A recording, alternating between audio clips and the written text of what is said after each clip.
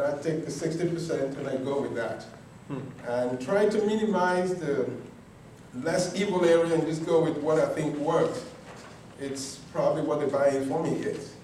But I was looking at my life, and I said, what have I been totally sold out into?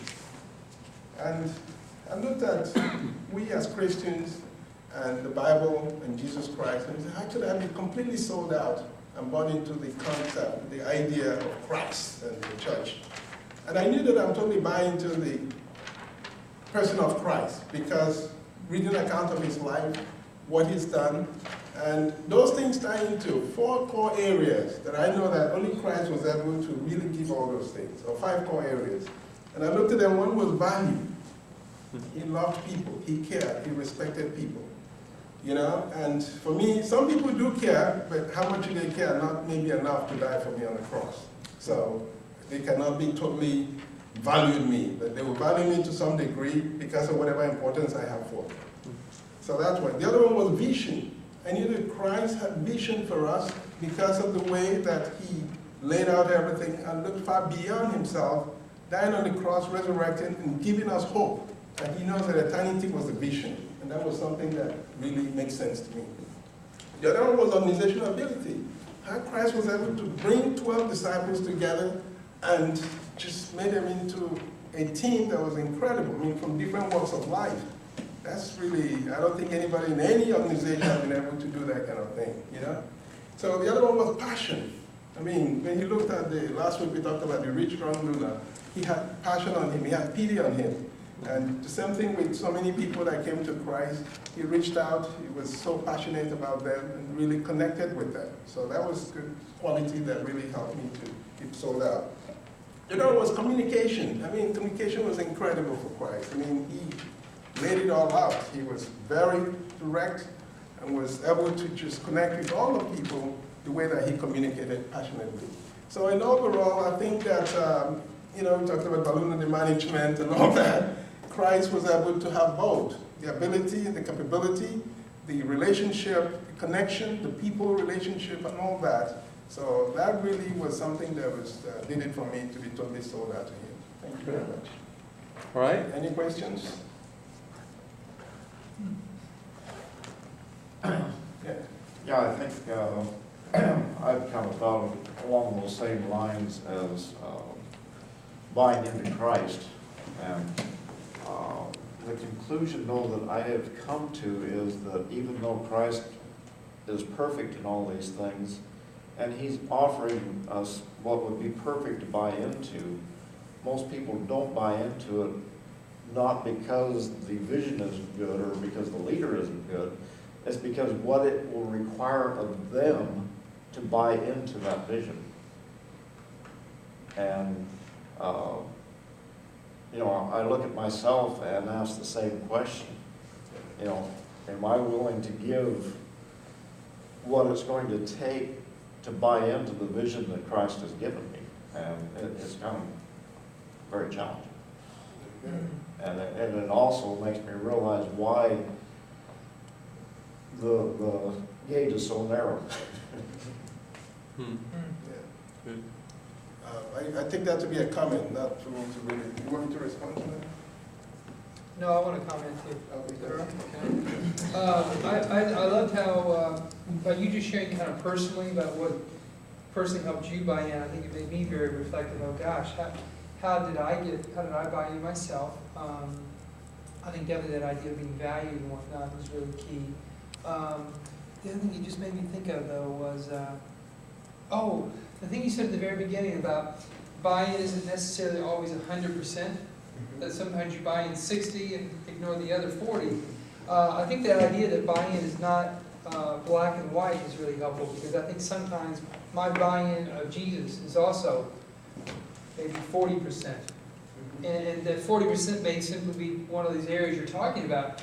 Maybe I don't feel so valued by him, or maybe I don't feel really understood or whatnot, but I think ultimately I'm happier when my buy-in is 100.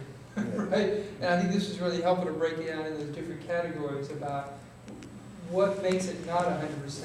You know, what part's missing so I don't feel that. So that's good. Thank you, Jason.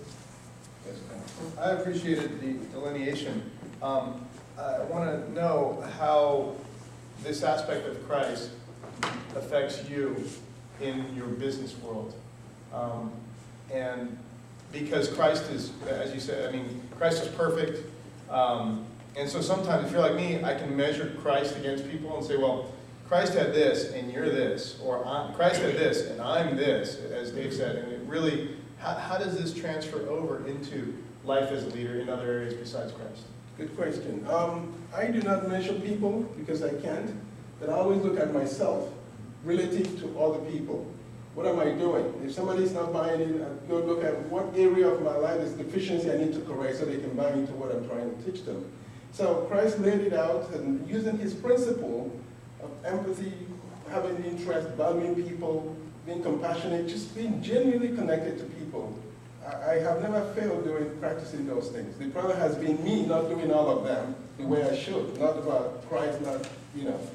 So in a nutshell, I do not try to judge others. I just try to look at what am I doing wrong, what am I not getting right, and I need to change so I can make the right connections. And this thing laid it out for me. When I put those principles in place, I find really a good relationship outcome. Can I ask a question? Do you look at what you're doing right? I mean, because I can relate, because I know it's different when you look at Christ and then... Yeah, I look at what I'm doing right, you know, because I'm trying to practice those things. I'm always gauging myself relative to Christ. Right. And using that, the vertical relationship that I have with Christ has to translate in horizontal relationship with people. And that connection makes it easier for me to really be on target. Because when I have a disjointed understanding of this, then it doesn't translate well on the other side. Great. Thanks. All right, I think that was good, actually, some positive feedback there for Dshaikh. Does anyone want to share some input that they could give Dshaikh to help him do better? Yeah, I'd like to start. I thought, honestly, Dshaikh, that was probably the most impacting thing I've heard you say the entire workshop. I agree. It's really a day and night difference when you stand up and you're prepared and you speak to us to when you sit down. Most of the time when you're sitting down and you're kind of commenting, I've almost felt like you've been mumbling. I can't even hear you half the time. I don't really get your point. I don't feel like you're even that articulate or you're communicating that clearly, honestly. So I don't want to be I don't want to be Simon Cowell here. But when I saw you stand up, it was a different person. It was a day-night difference, honestly. And so I would encourage you to explore why that is and to find out why is it? You know, is it a performance that you're standing up doing a performance? I don't think that's it. With some people it is. I think you are very genuine, but I did notice that it's very different than when you're sitting down and giving your comments. It's a big difference there. So I want to encourage you to continue to pursue that. Thank you. Thank you very much. Thank you. Yeah.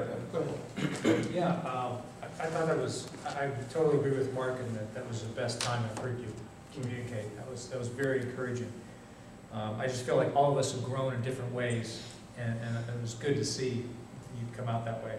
I think Kirk's question to you was valid. How do you apply this to business? And I would encourage you maybe to look at your own vision. You say it's all about relationships, and you say that Christ had all these different characteristics, including value, vision, organizational ability, passion, communication. I would encourage you to expand your own view of yourself beyond relationships and what you commented. Because I think that, wow, you look at these 21 chapters, there's just so much. And so I just think that absolutely, like you said, Christ is our model here, and I think that challenge of applying it in business in a secular world is something I think I look forward to having conversations with you about. Thank you. Thank you very much. Appreciate that. Great. And I would just say to Dshaikh that actually I felt you very clear, and your points were very quality.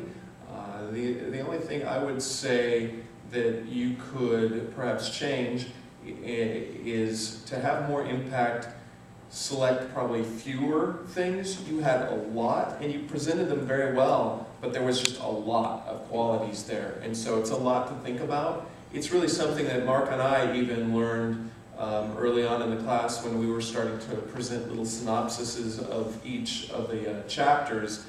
We stopped about halfway through because we realized there's 21 chapters, and for us to just give 2 minutes to each one, it just is almost too much to really handle and to provide value. And so if you limit it to 1 or 3 and you make them very powerful, it'll just have more impact. So even though your presentation was great and I understood all of those things, it has more impact if you go fewer. Thank you so much. Thank you.